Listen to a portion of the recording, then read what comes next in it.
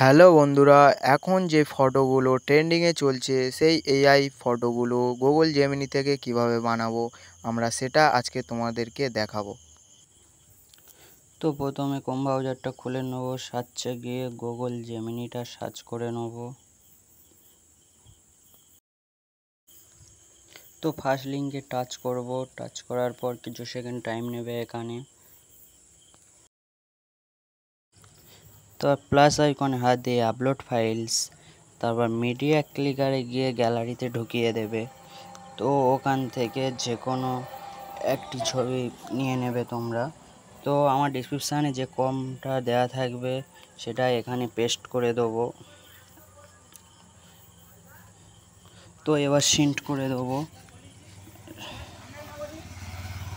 তো তোমরা দেখা পাচ্ছ জাস্ট সেকেন্ড দেখাচ্ছে। তো গেটিং ইমেজে দেখাচ্ছে ছবি আমাদের রেডি করে পাঠিয়ে দিয়েছে, তোমরা দেখা পাচ্ছ। তো ডাউনলোড করার জন্য ডাউনলোড চিহ্ন আছে, ওখানে ডাউনলোড করে এরকম ভিডিও ভালো লাগে চ্যানেলে সাবস্ক্রাইব করুন। দেখা হচ্ছে নেক্সট ভিডিও।